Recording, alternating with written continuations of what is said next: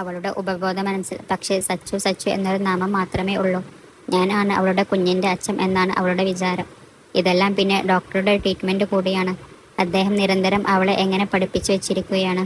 അവളുടെ ഊണിലും ഉറക്കത്തിലും എല്ലാം ഞാൻ മാത്രമാണ് ഉള്ളത്. നിരഞ്ജൻ്റെ ശബ്ദം വിറച്ചു. ഈ കാര്യങ്ങൾ എല്ലാം ഞാൻ അമ്മയോടും അച്ഛനോടും പറഞ്ഞതാ. അവർ എല്ലാവരും ഹോസ്പിറ്റലിൽ വന്ന് നേരിട്ട് കണ്ടതാ. എന്നിട്ടാണ് അമ്മ എന്നെ കൊണ്ട് ഇങ്ങനൊരു വേഷം കെട്ടിച്ചത്. ഞാൻ അമ്മയോട് പറഞ്ഞതാ അവൾ എത്രയും പെട്ടെന്ന് സാധാരണ ജീവിതത്തിലേക്ക് മടങ്ങി വരും, എന്നിട്ടാകാം വിവാഹം എന്ന്. പക്ഷെ അമ്മ ഭയന്നു പോയി. എന്താന്ന് വെച്ചാൽ ഇനി നീലിമ എന്നെ വിട്ടു പോയില്ലെങ്കിലോ എന്ന്. കാരണം അവൾക്ക് അമ്മയും അച്ഛനുമെല്ലാം നഷ്ടപ്പെട്ടു കഴിഞ്ഞു. അതാണ് അമ്മ പ്രിയെ എൻ്റെ ജീവിതത്തിലേക്ക് കൊണ്ടുവന്നത്. നിരഞ്ജൻ പറഞ്ഞു നിർത്തി. പ്രിയ കണ്ണീരോടെ ഇരിക്കുകയാണ്. ആ പാവം പെൺകുട്ടിയുടെ ജീവിതം കീമേൽ മറിഞ്ഞത് എത്ര പെട്ടെന്നാണ്.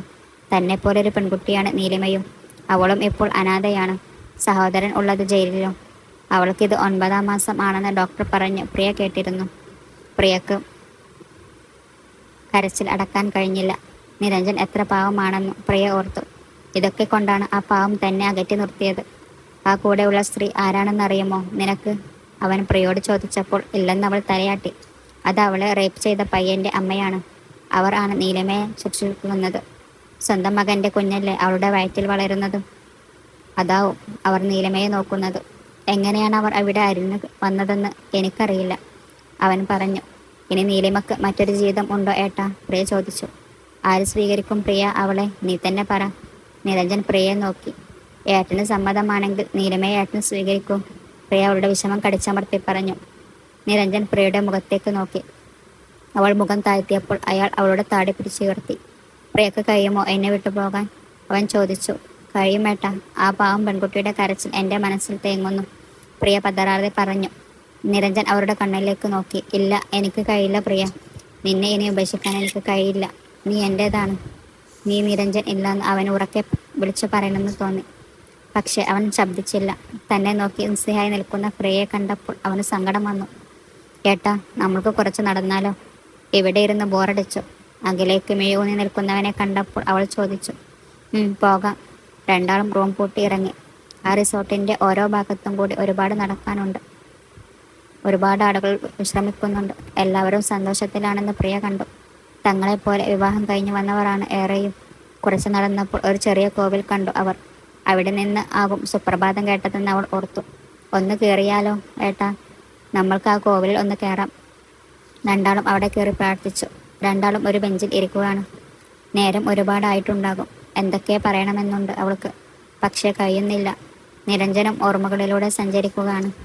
നീലിമയുടെ ഓരോ ഇണക്കങ്ങളും പിണക്കങ്ങളും ഒക്കെ ഓർത്തിരിക്കുകയാണ് അവൻ. എന്തൊരു പാവം കുട്ടിയായിരുന്നു അവളുടെ ഒരു വിധി. അല്ലെങ്കിൽ ഇന്ന് വിവാഹം കഴിഞ്ഞ് മക്കളായിട്ട് കഴിയേണ്ടവളാണ്. ഒരു നറുനിലാവ് പോലെ ഉദിച്ചു വന്നവളാണ് ഇപ്പോൾ അരികത്തിരിക്കുന്നത്. നീലിമയുടെ ഓർമ്മയിൽ താൻ എങ്കിലും അവളുടെ സ്വന്തമായിട്ടുണ്ട്. പക്ഷെ പ്രിയക്കോ? അച്ഛൻ്റെയും അമ്മയുടെയും ഒന്നും ഒരു ലാളനും അനുഭവിച്ചിട്ടില്ലാത്ത ഒരു പാവം പെൺകിടാവ്.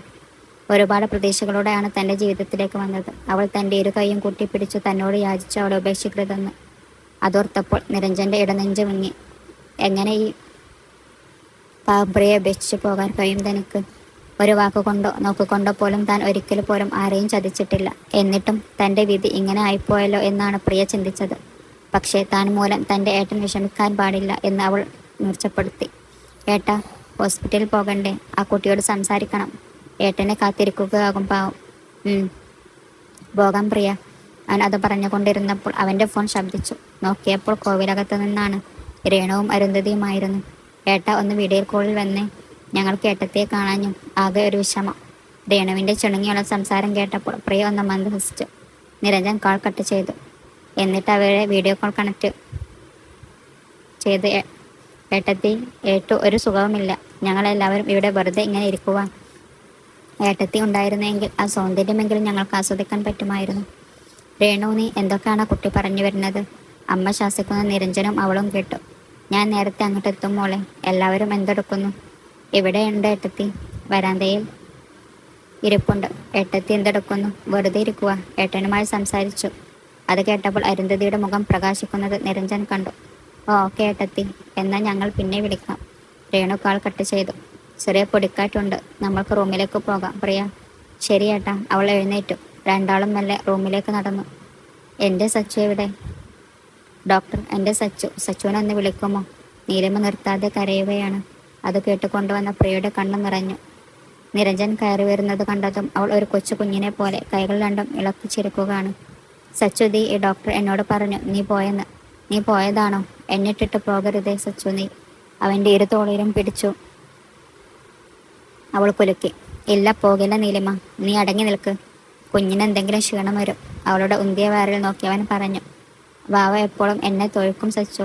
എനിക്ക് അപ്പിടി വേദന വരും. കിടക്കല്ല, ദേ നോക്കിയേ, അനങ്ങുന്നത് കണ്ടോ? കണ്ടു. നീലിമ പോയി കിടക്കൂ, റെസ്റ്റ് എടുക്കുക. ഇല്ലെങ്കിൽ വാവക്ക് ക്ഷീണമാകും കേട്ടോ. സച്ചു, നീ ഇല്ലാതെ എനിക്ക് വേറെ ആരുമില്ല സച്ചു. നീ എന്നെ ഒറ്റക്കാക്കിയിട്ട് പോകരുതേ. ഇല്ല മോളെ, ഞാൻ എങ്ങോട്ടും പോകില്ല കേട്ടോ, അവൻ അവളെ ആശ്വസിപ്പിച്ചു. നീ എന്താ ഇപ്പോൾ വിളിച്ചത്? ഒന്നുകൂടെ എന്നെ വിളിക്കാമോ സച്ചു? മോളെ എന്ന് വിളിച്ചത് കൊണ്ടാണ് അവൾ അങ്ങനെ പറഞ്ഞത്. നിരഞ്ജൻ പ്രിയയെ നോക്കി. നിറഞ്ഞു വന്ന കണ്ണുനീർ അവൾ കൈകൾ കൊണ്ട് ഒപ്പി. സച്ചു, നീ എന്തിനാ ഇവളെ എപ്പോഴും നോക്കുന്നത്? ഇവൾ നിന്റെ ആരാ സച്ചു?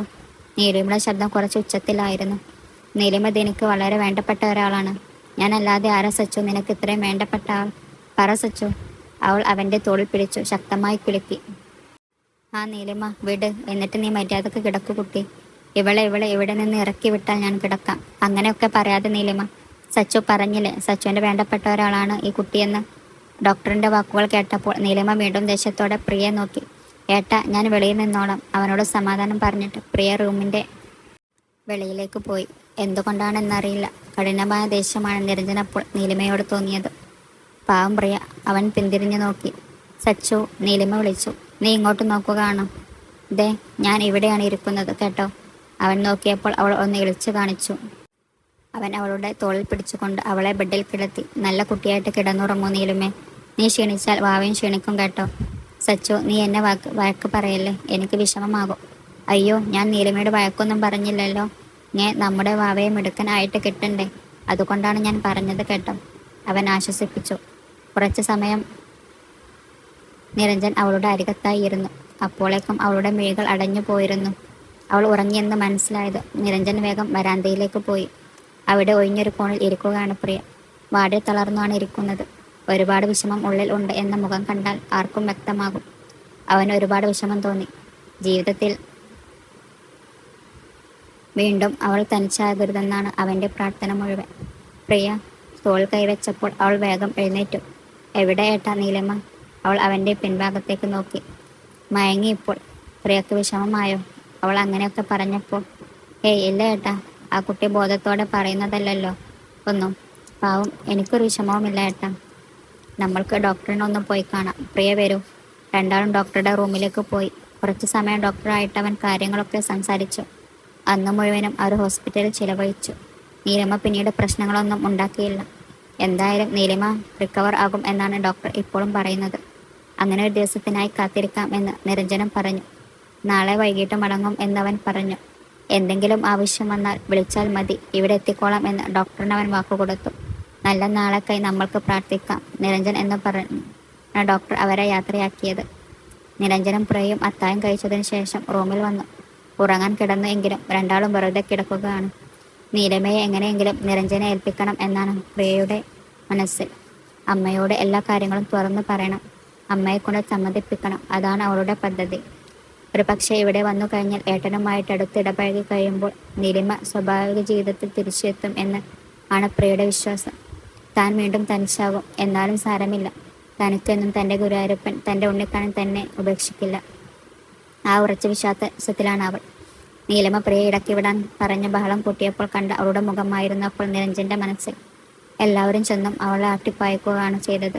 ഈ 22 വയസ്സിനിടയ്ക്ക് ഈ പാവം പെൺകുട്ടി എന്തുമാത്രം യാതനകൾ അനുഭവിച്ചു. എല്ലാവരുടെയും ഉറപ്പ് മാത്രമാണ് എന്നും അവളുടെ ജീവിതത്തിൽ ബാക്കി. എന്ത് തെറ്റാണ് ഈ പാവം കുട്ടി ചെയ്തത്? അല്ലെങ്കിൽ ആരും ചെയ്ത പാപത്തിൻ്റെ ഫലമാണ് ഇവൾ അനുഭവിക്കുന്നത്. എങ്ങനെ ഇവളെ താൻ ഉപേക്ഷിക്കും? ഒരു വശത്ത് നീലിമ, മറുവശത്ത് പ്രിയയും. പ്രിയയ്ക്ക് ഈ ഗതി വരാൻ കാരണം തൻ്റെ അമ്മ ആണ്. അത് ഓർക്കും തോറും അവൻ അമ്മയോടുള്ള പക കൂടുകയാണ് ചെയ്തത്. അടുത്ത ദിവസം കാലത്തെ പ്രിയ ഉണർന്നു. കുളിയൊക്കെ കഴിഞ്ഞവൾ ഇറങ്ങി വന്നു. ഇളം റോസ് നിറം ഉള്ള ഒരു സൽവാർ എടുത്തണിഞ്ഞിരുന്നു. നീണ്ട മുടിയകൾ കുളിപ്പിനിൽ പിന്നിയിട്ടു. സീമന്തരേഖയിൽ സിന്ദൂരം അണിഞ്ഞപ്പോൾ അവളുടെ കൈകൾ വിറകൊണ്ടു. ഇനി എത്ര ദിവസം കൂടി, അവൾ ഓർത്തു.